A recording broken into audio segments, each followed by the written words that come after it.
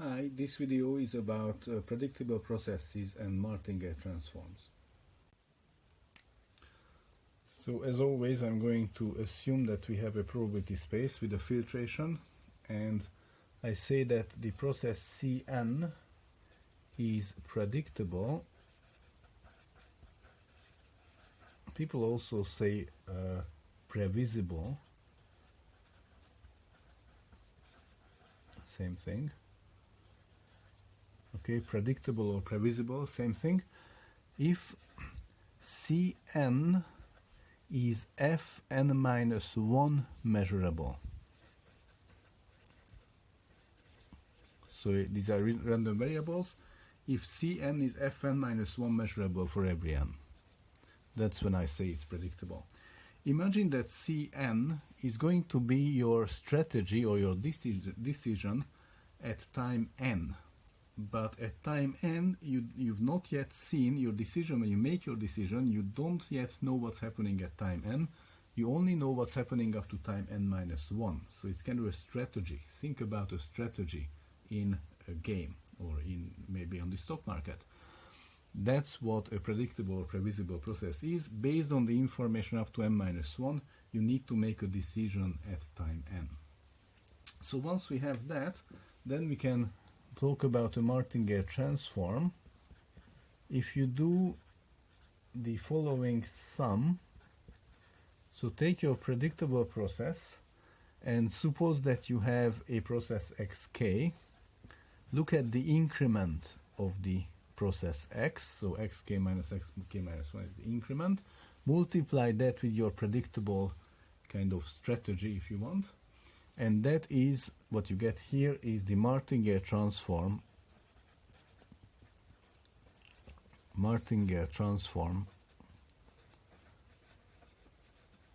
of x.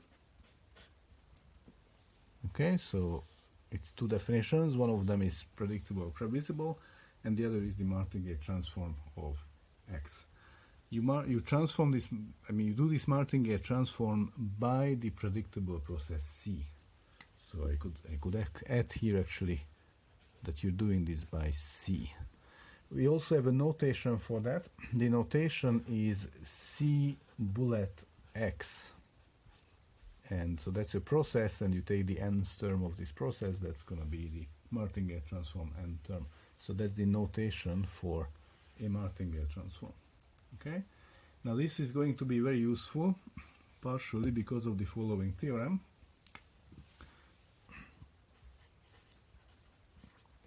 If you have a predictable process, if Cn is predictable,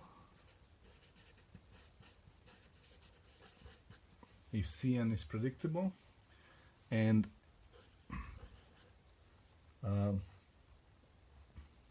we know that, okay, so we need some bounds on C. K is a non-random fixed number, and C is bounded between 0 and k, then, so this is for every n and every omega. We have this absolute bound, and we have a super martingale.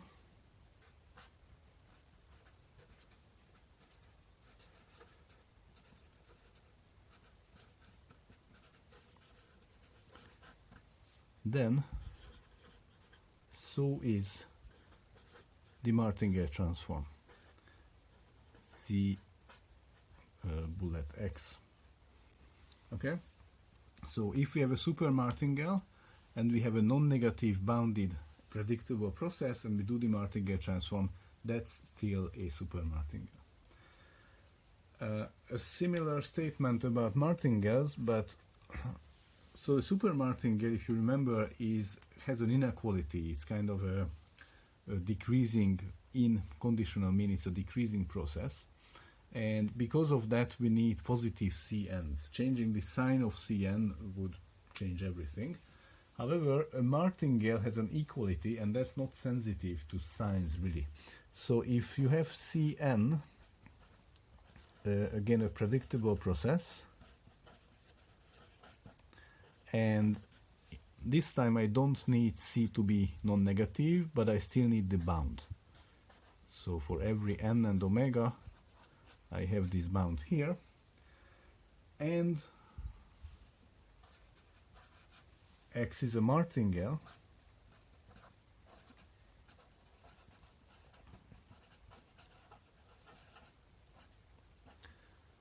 Then so is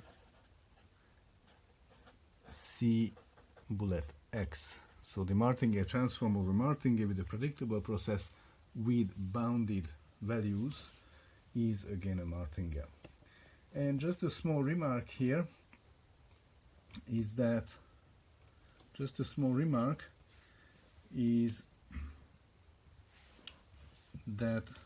you don't need these bounds if Cn has a finite second moment as well as X. So if Cn square under the expectation is finite, so this means that you take the square first and then the expectation, so it's the second moment, and Xn also has a finite second moment for every n, then you don't need these k bounds. Then all of this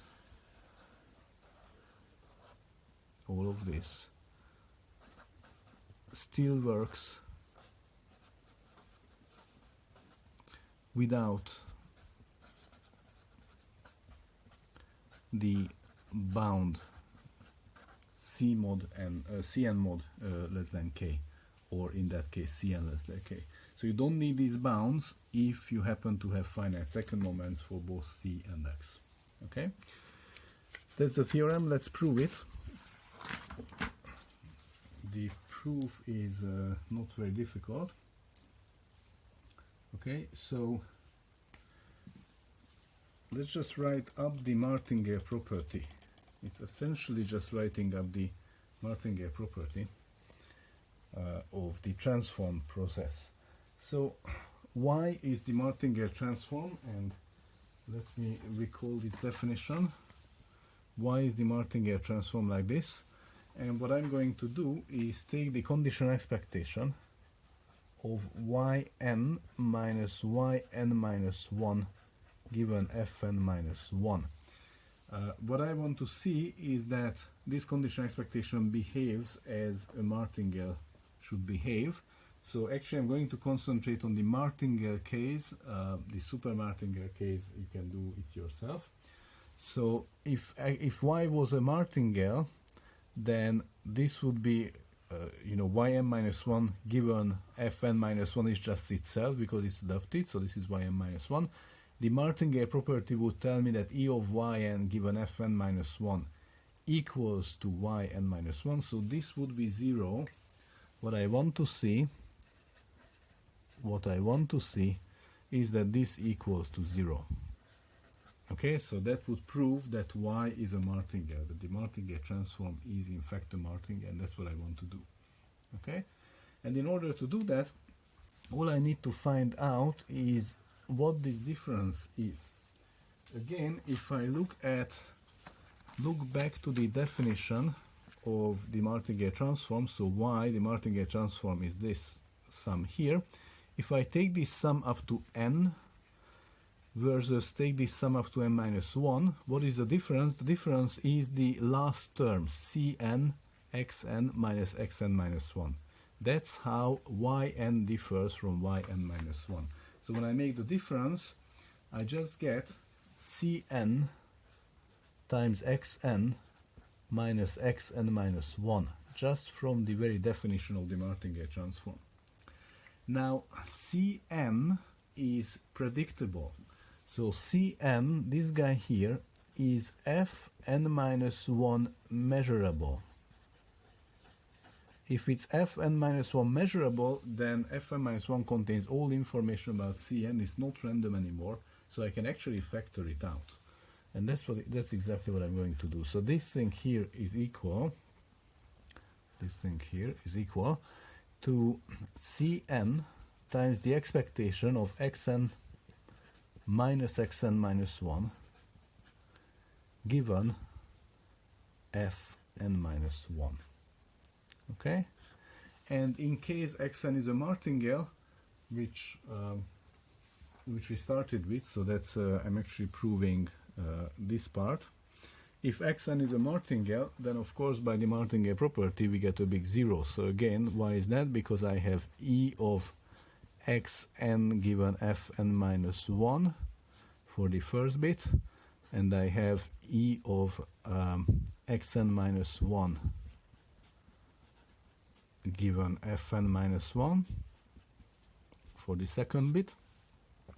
Now, just because xn is x is adapted, this is just xn minus 1, because xn minus 1 is fn minus 1 measurables, so the conditional expectation doesn't do anything. And because of the Martingale property, this is also xn minus 1. So this is if x is a martingale, then this is also xn minus 1, so I get a big zero. And that exactly is what I wanted to do. I wanted to show that this is 0, so I have the Martingale property for y. The super martingale part of this theorem, so if we have predictable processes, positive and x is super martingale, works exactly the same way. I'm not going to repeat this proof there. It's exactly the same way. And then finally, if we have the L2 bounds, so actually when I factored out Cn from this expectation in this step, I actually did need some bounds on it. So if Cn is bounded, then it's okay. If Cn is not bounded, then with kind of a Cauchy-Schwarz type inequality, I need to make sure that I can actually do this factorization, and that's why these second moments are needed if Cn is not bounded by k. I'm not going to go into the details of that, but these are the two cases which are natural and which we can do with this theorem. Okay, so that proves that theorem. And then the last thing I want to do with these predictable processes is again something quite useful and important, and that's the following theorem. Is the following theorem. If x is a martingale,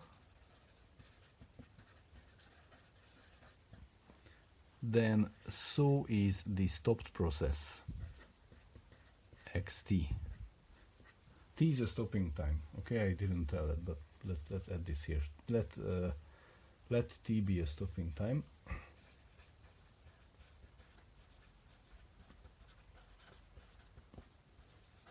Let t be a stopping time, and x a martingale. If I stop the martingale, and I should have the definition here. So this is from a previous video. This is how I stop a martingale. So I freeze the values at this stopping time. Okay. If I stop a martingale, it's still a martingale. And it's actually gonna be two statements at once. If I stop a super martingale, then it's still a super martingale. Okay, so it's again two statements at once. Stopping a martingale gives me a martingale, stopping a super martingale gives me a super martingale with a stopping time. So it's important that t is a stopping time. Okay, let's prove this. Let's prove this. The proof is going to use the previous statement with the following predictable process.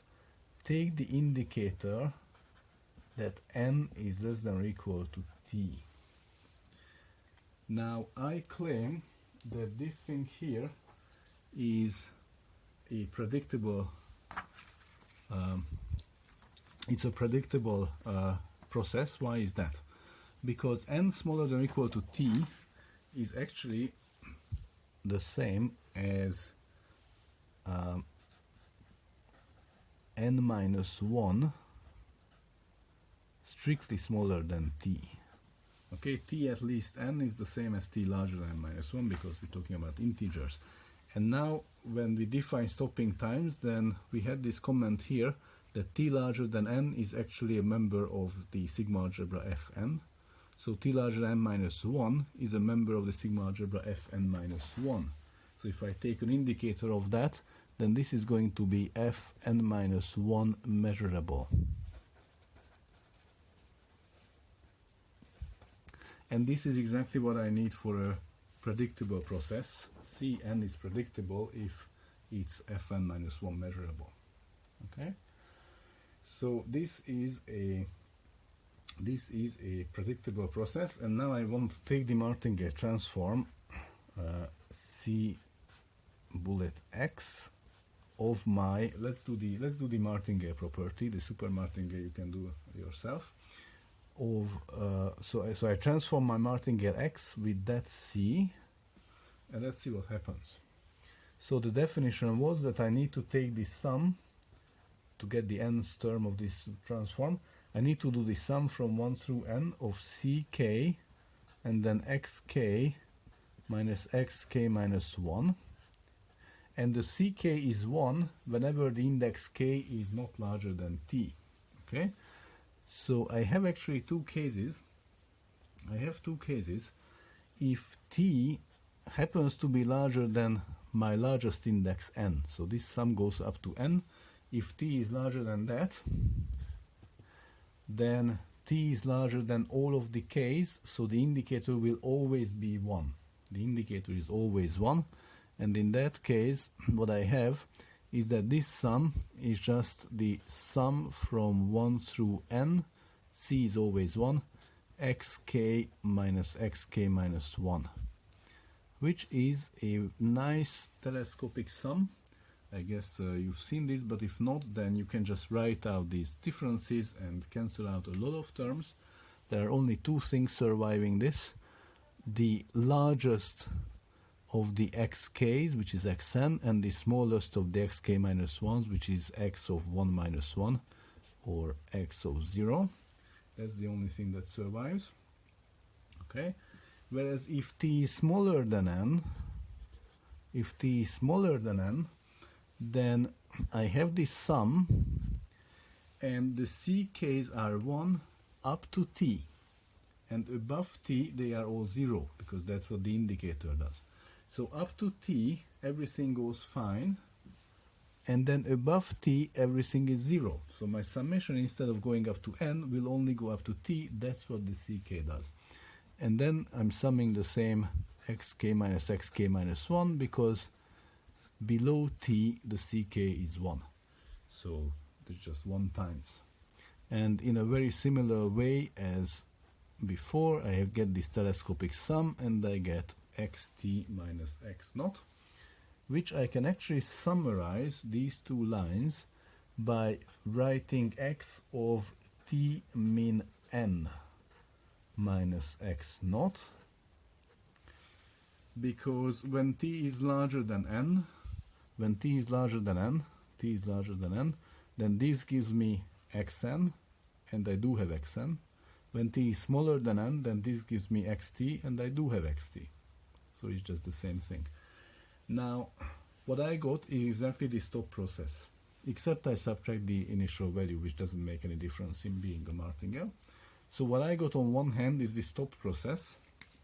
So this is the stop process at n minus x naught. That's just a first term, that doesn't do any harm in the Martingale property. That's on one hand. On the other hand, I can now refer to the previous statement,